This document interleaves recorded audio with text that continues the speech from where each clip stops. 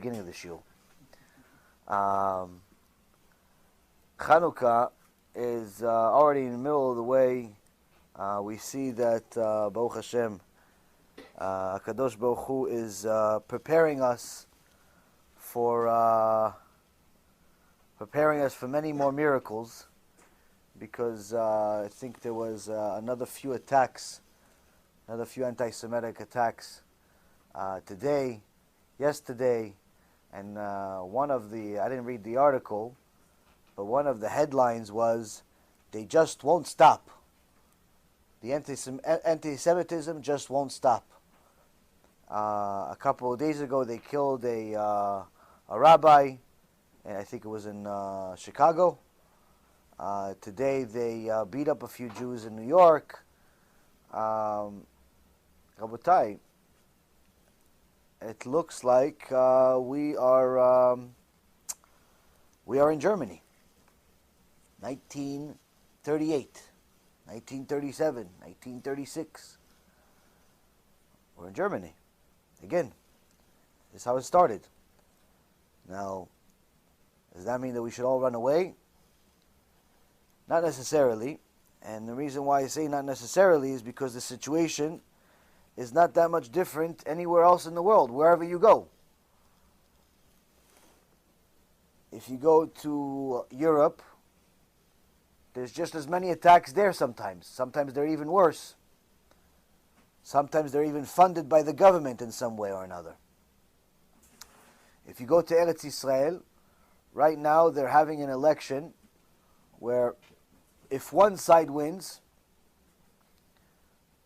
then the first thing that he wants to do, this Rasha Merusha Lieberman, the first thing that he wants to do is a minimum cut the funding for the yeshivot and the Batei Midrashot by 50%. Minimum, right away. That's what's on his mind. There are Arabs that are shooting missiles at us day and night. He's not worried about that. There are all types of fraudulent businesses taking the country by storm over the last few years. He's not worried about that either. There are government officials that literally are stealing money from the government. He's not worried about that either. There are all types of socioeconomic issues, all types of major movements that are BDS and the likes. He's not worried about that. What is he worried about? These avrechim that learn Torah all day. First thing he wants to do, cut funding for yeshivot 50%. Which means, Rabotai, that just like the Zohar HaKadosh said, before Mashiach comes, there's going to be a war, there's going to be a lot of problems, but there's going to be a mitzvah that we're going to eventually going to have to fulfill, which is limchot et Amalek, to destroy Amalek. Now, for as long as I can remember, I always thought that Amalek was a Nazi. I always thought that Amalek was an Arab, was some anti-Semitic Christian or Catholic or Muslim or Chinese. Never in my wildest dreams did I think that Amalek is a Jew. But that's what it is. And that's what the Zohar says. The fulfillment of the promise that HaKadosh Baruch Hu made to Moshe Rabbeinu, which is that before HaKadosh Baruch Hu brings the complete salvation of the world, we're going to have to deal with Amalek. We always thought we're going to have to deal with Nazi Germany again, or someone else. The fulfillment of that mitzvah, Rabotai Yekarim, the Zohar HaKadosh says, is going to be Jewish people. Amalek, unfortunately, has a lot of Jewish people in it. There's going to be some Goyim also, obviously.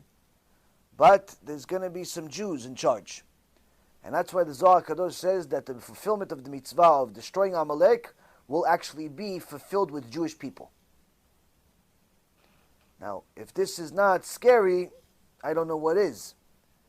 But in theory, it was scary enough. When you're seeing it in reality, you're seeing people like Lapid Yimach Shemo V'Zichro, or the Lieberman Yimach Shemo, or all of these people that were born Jewish, meaning their mother is Jewish, I believe the father also, but they hate the Torah. They hate the Torah so much.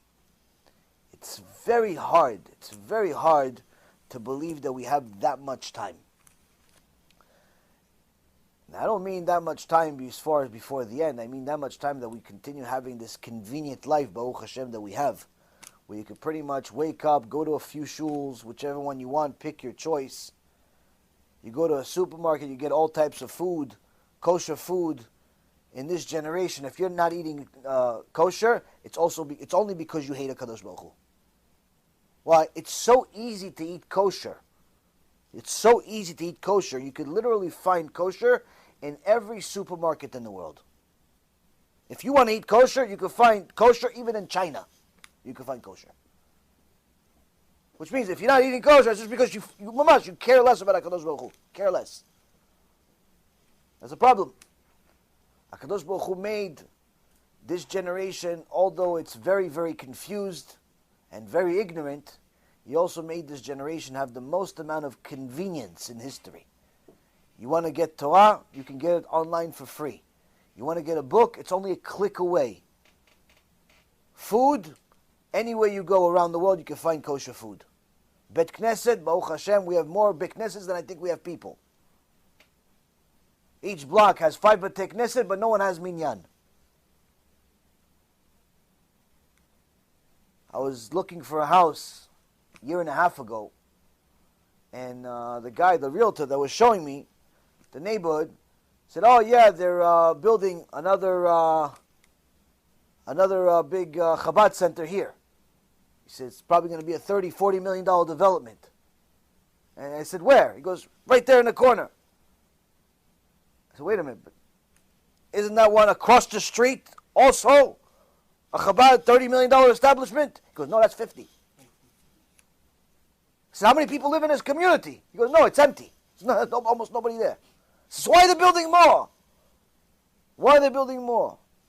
Who knows? I have no idea. Strangest thing in the world. I guess you have to park the money somehow. It's absurd.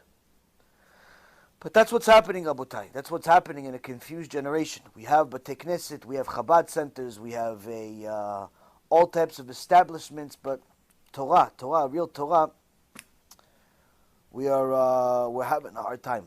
We're having a hard time.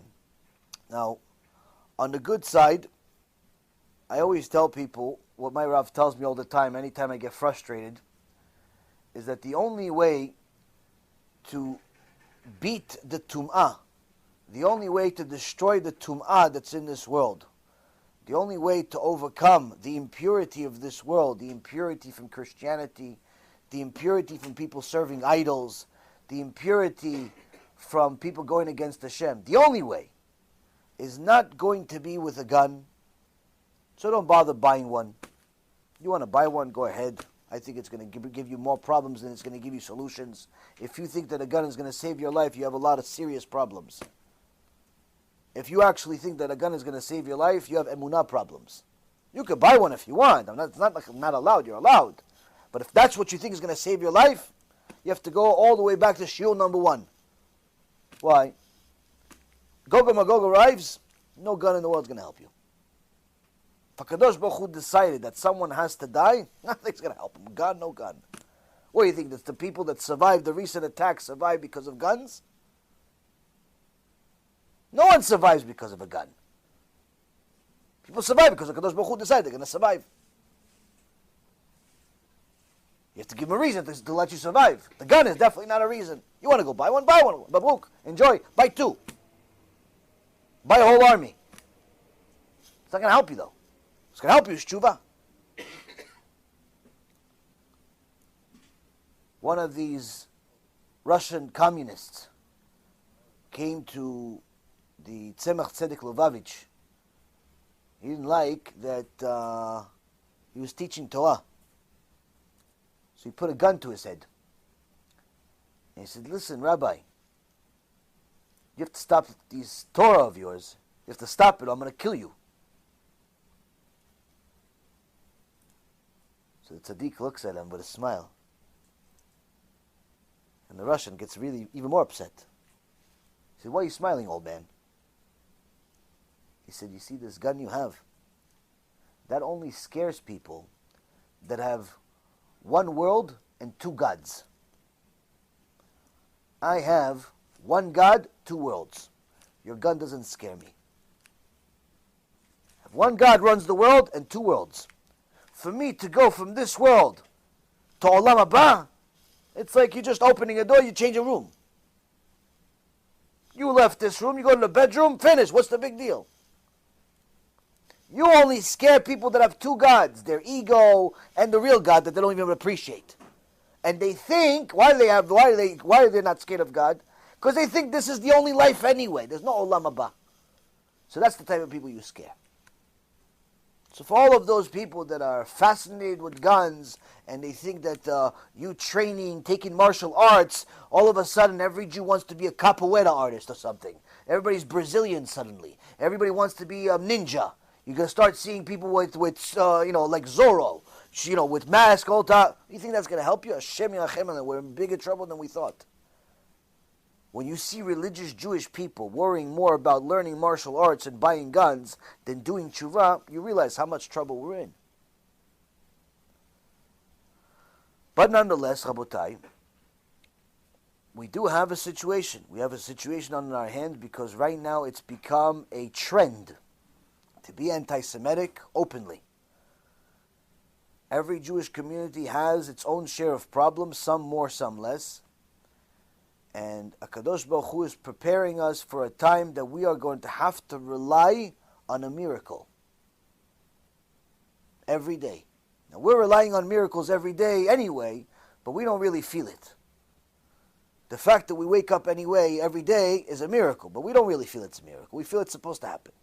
The fact that the check clears when the customer sent it, it's a miracle. But we don't feel it's a miracle. We feel it's natural. It's supposed to happen. What do you mean? He sent the check. Why wouldn't it clear?